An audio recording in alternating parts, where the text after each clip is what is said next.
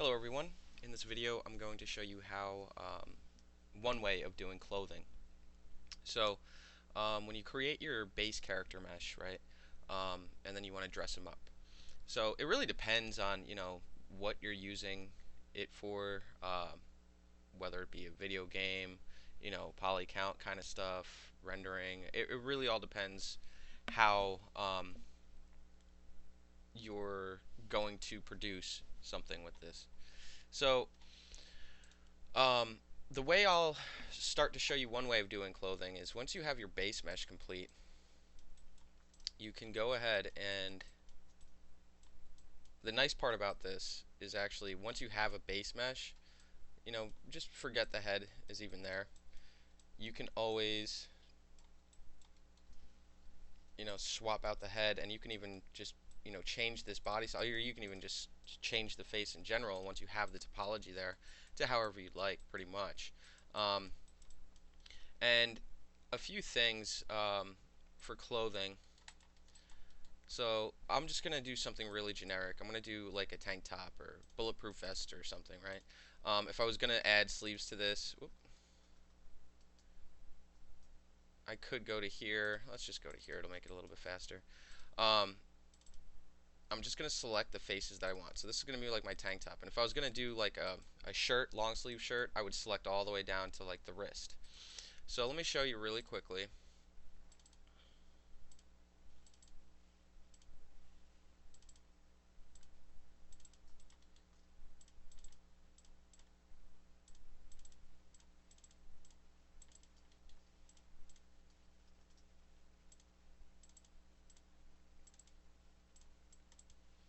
How I would go about doing this.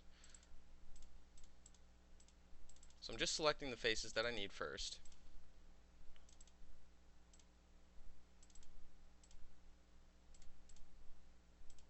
And the great part about this is I believe I already have this Persp UV editor. Yeah, I already have it laid out, the UVs. So it should be a little bit faster to do, to unwrap anyway. So actually, before I even do that, duplicate the model and then just select the faces you need. So I'm going to always keep my original in here. So now I've got my duplicate here with the faces selected that I need. And what I'm going to do is I'm just going to go to mesh and or edit mesh and extract. So this is going to be like my tank top, right? Or vest or whatever it might be. So I'm going to just drag this back over, just this part.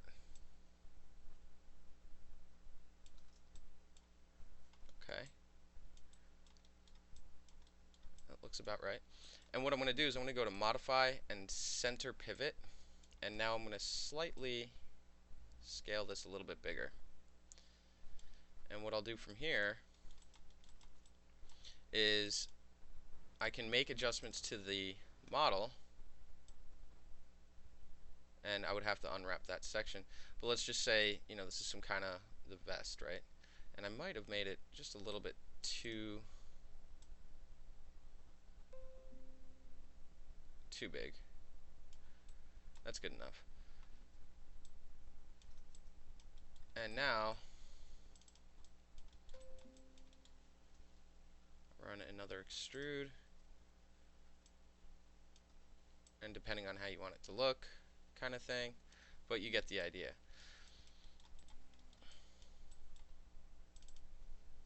And extrude. Oop.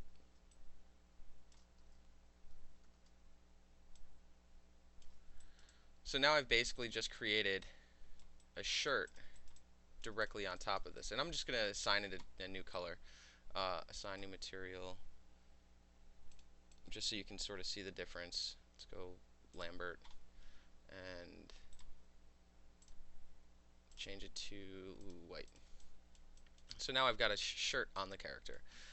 Like I said, if I was going to do long sleeves or anything like that, right, I would select more of the character down the arm, and then make adjustments accordingly.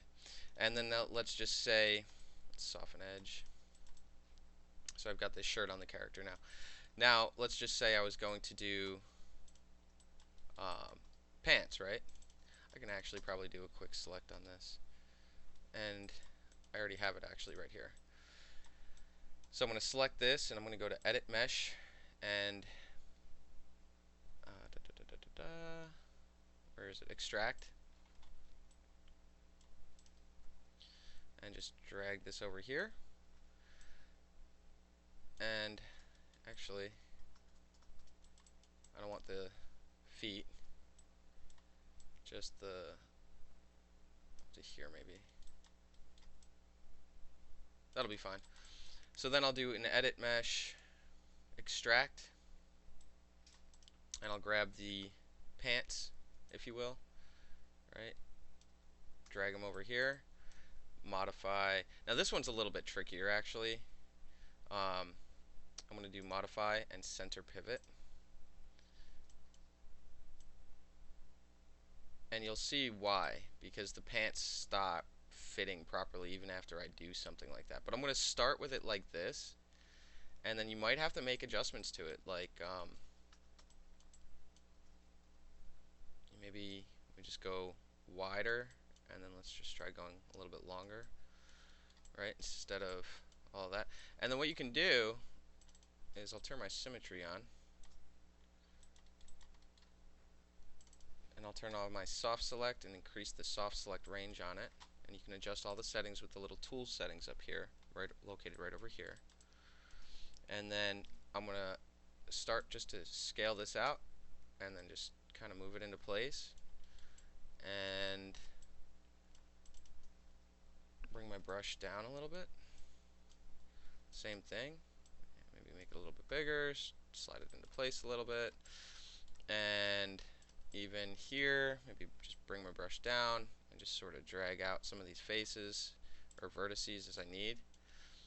And I've basically just created pants for my character also, and then I can select the top edge just as I did before, run an extrude, and oh, let me turn my symmetry off there and drag that in.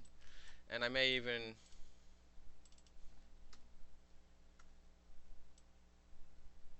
just so you can sort of maybe possibly just gonna try to get it so even on the back shirt here I still would have to make some adjustments to it.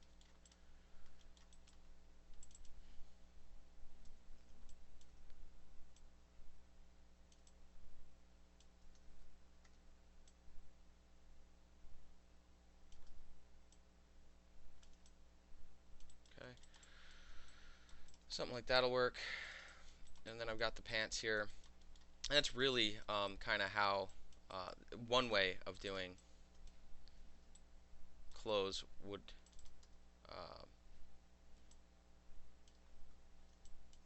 be done. And it's really, really common to do it this way.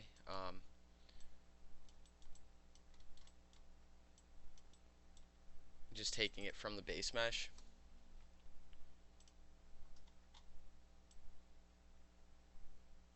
And, whatever kind of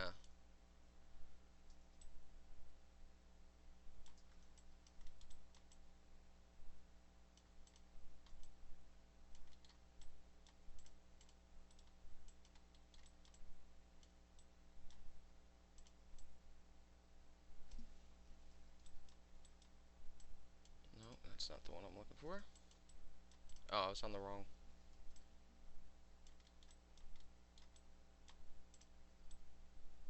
Poke face, just to have that clean geometry. And now I've got the start of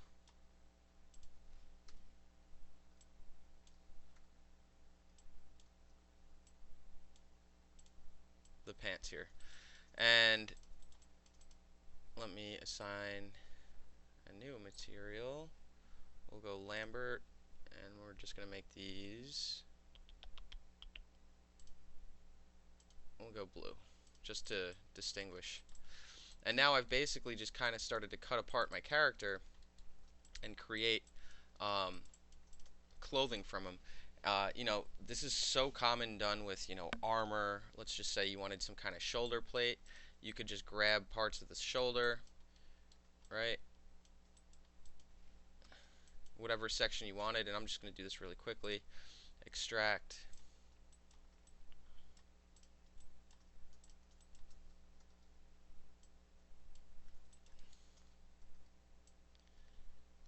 If we were doing armor or whatever, and modify center pivot.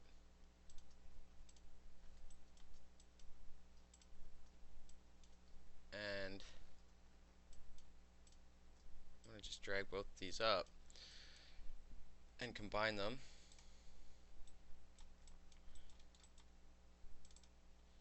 And then just run like an extrude down. Oop.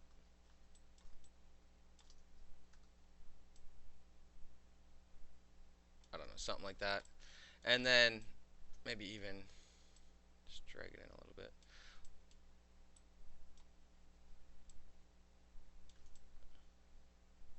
But you get the idea. So there would be like my shoulder pads, right? And assign new material. We'll just make this one a blend.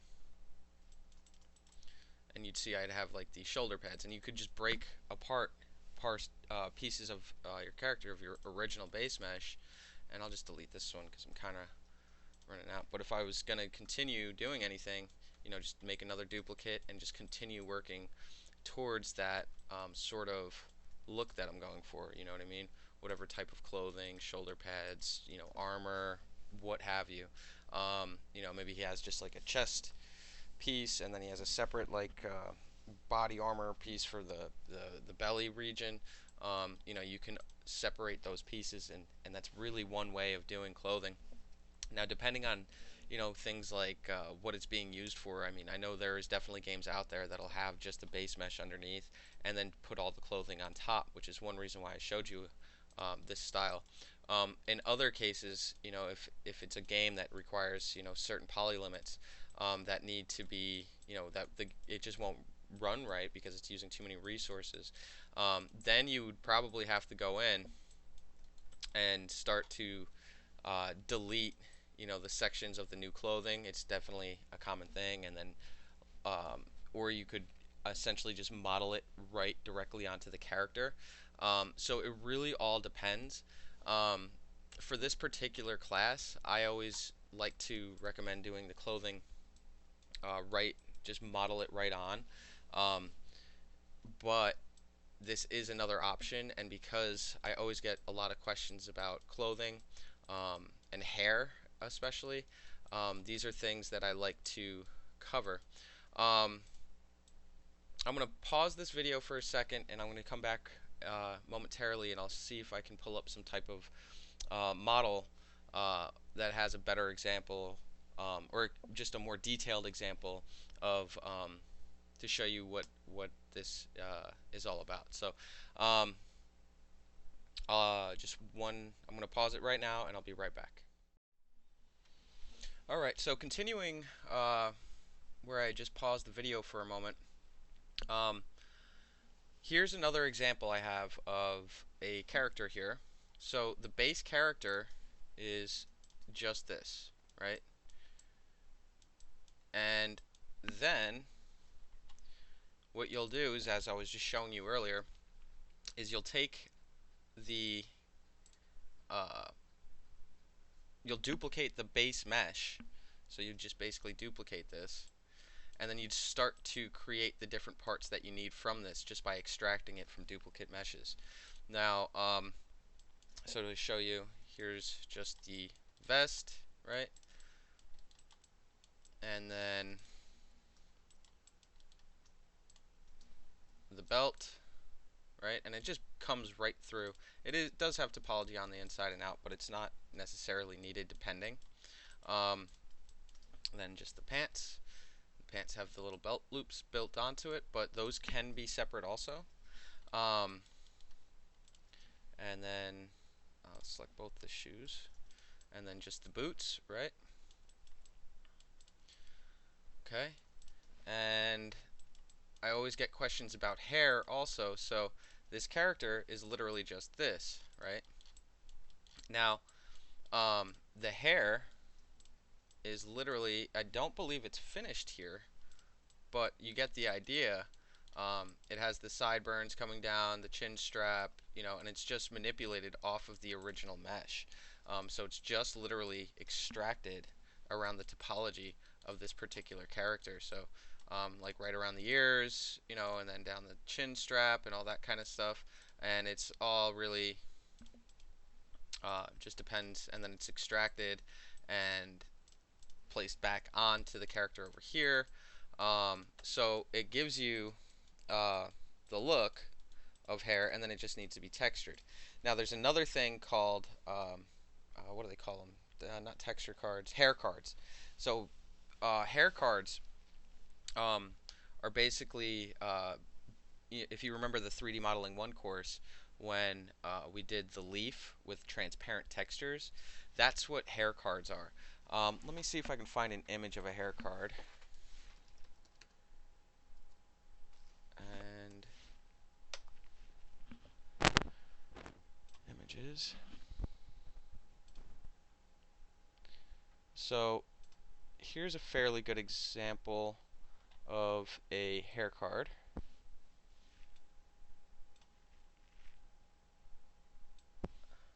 Okay. So I've got this hair card here for this character. Let me see if they even have a finished one down here. This looks like it might even be this one. But you'll see that the model sort of just has these strands of polygons, right? And then here is the actual textures on it. And if I click on it, maybe we'll get the finished look. So this hair, you'll see it turns out to be like this on the actual model. However, the hair cards are located down here, and you'll see how the hair just comes back, and then the textures that he's using it was are something like this. And then they basically alpha out all that black information, so it's transparent, and then it just runs back on the actual hair, as you can see in the image here. So, but there are so many different ways to do hair. Um, this is using something called XGen.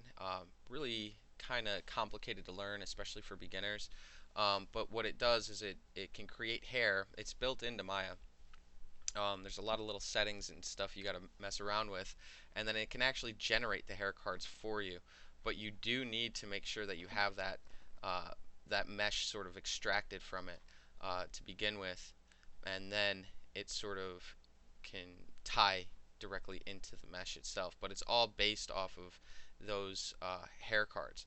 Um, that's just like a newer way to do it. However, the I mean, you can get the same exact result just by modeling in polyplanes. It's how it's been done for a long time, and then just using alpha or transparent textures like the leaf we did in 3D Modeling 1, except this time you'd be doing it with hair, and you kind of get the same result. And you may even do a combination of something where you actually physically model in hair, and then you add extra little hair cards hanging off to give it a little bit more realism, to the look of it.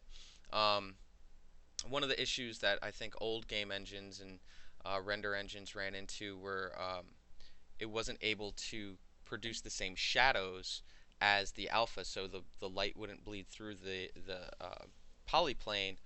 uh, the polyplane would just be the shadow itself, so the light couldn't pass through it. But now that's changed, so now you can actually have the light pass through in the render engines, game engines, what have you, to make it look much more realistic as something like this. Now this is a professional example, very well done, and to get you kind of started. And if you can see the topology, by the way, it's got the edge loops running around the eyes, around the mouth here, um, the nose sort of extracted out, and then this is all sort of starts on what we call like a base mesh, a low topology mesh. That's what we're kind of creating, and then they sort of start to subdivide it, sculpt on it, and then bring it down to a subdivision that they feel is usable for the purposes that they're using it for. So anyway, just to give you an idea of what a way to do hair cards, to do um, clothing, and if you can always model it directly onto the model. However, um, it when you're just learning, I think that's the best way to go about it. And doing it this way can actually cause you a lot of extra work, but it is another way that is done. And then depending on the game engine or render engine or whatever you're using it for, it could even be you're creating it for an animation, but you need to reduce the render time, where you can actually go in and then you would delete all of these extra faces, and the only thing you would have showing would be the parts that are actually physically showing. Um, so anyway, that's all I've got for you in this video.